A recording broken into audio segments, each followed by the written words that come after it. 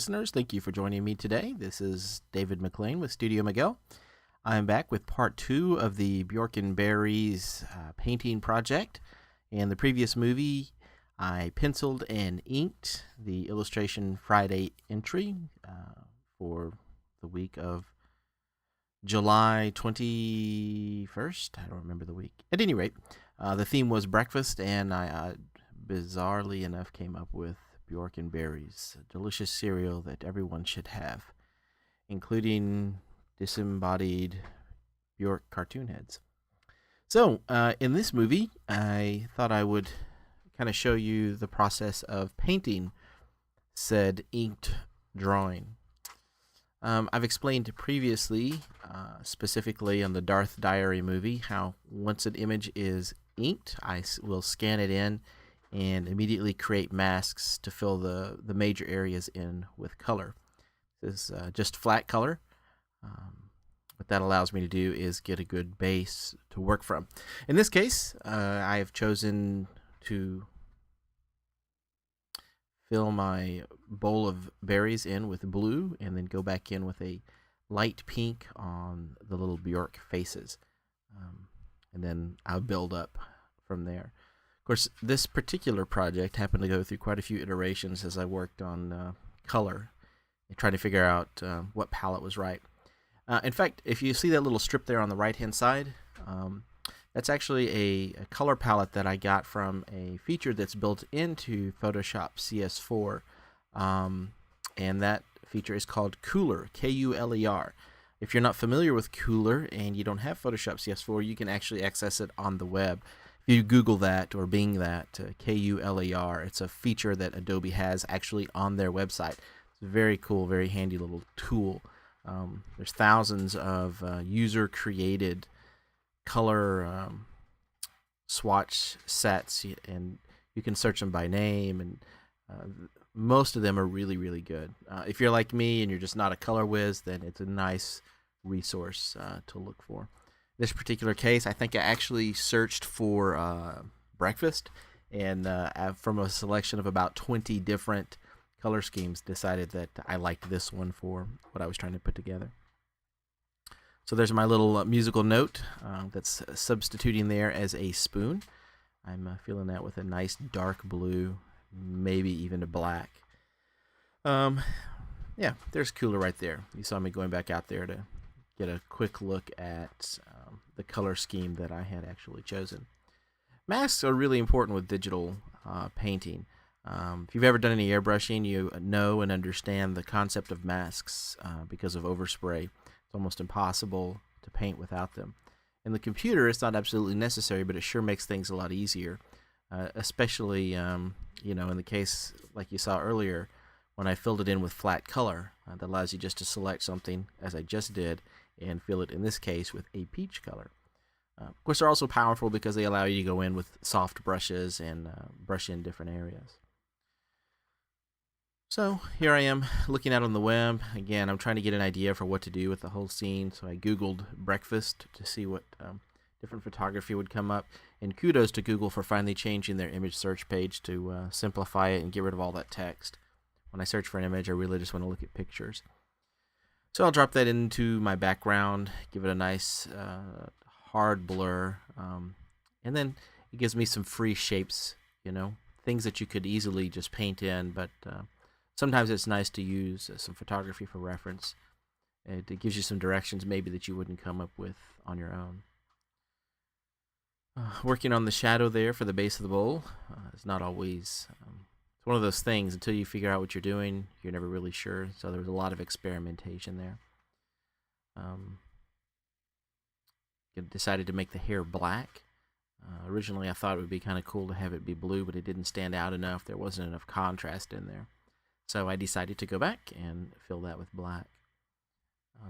I tend not to plan things ahead too much with these paintings. I don't think most people do. Maybe I should sit down and comp things together, block it in, and try to get an idea what it is that I want to do with that. But I just kind of forge ahead. Fortunately, my wife's around, and she will often give me input on whether something's working or not.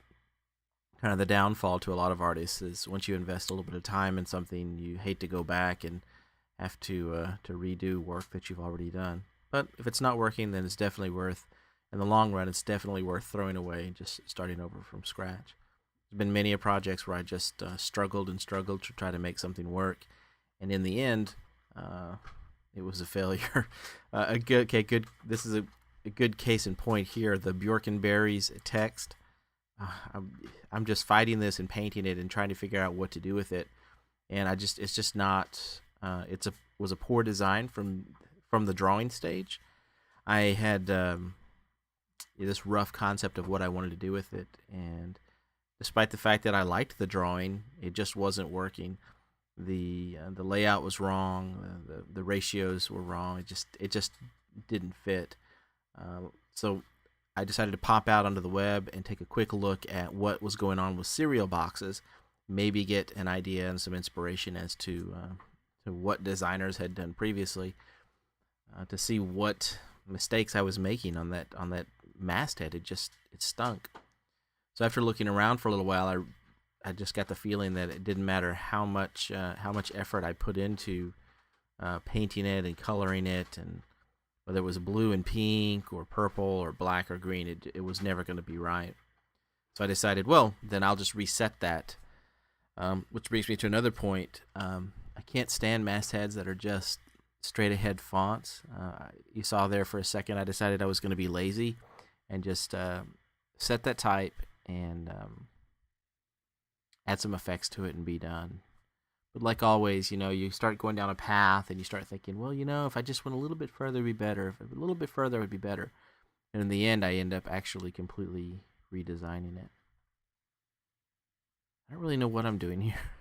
I have somehow managed to leave the painting and go right out onto the web, and probably taking a break. Oh no, I know what this is. Oh gosh, I have to delete this. I'm commenting on somebody's blog. Okay, so I reset the type and I drop it in, and I decide, well, it's just not working.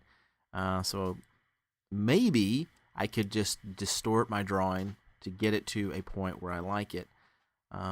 Realizing that no amount of distortion was going to make it look right, I decided, again, if I just went a little further, it'd be better. So I straightened it out, brought it into Illustrator, and decided just to re-illustrate the whole thing in Illustrator, which really, mastheads, type, that's the way to go. In this case, I just used my drawing as a base and just used the pen tool and went over it and recreated each letter. Now, this not verbatim. Like, I took some creative liberties based on what I wanted it to look like or kind of had in my head. This is a big deal here. The Bjork, to me, never was reading. So by reducing the size of that J and adding those little dots, I don't know what they're called, I think it really helped visually with the design. I think it helped it to read a lot better.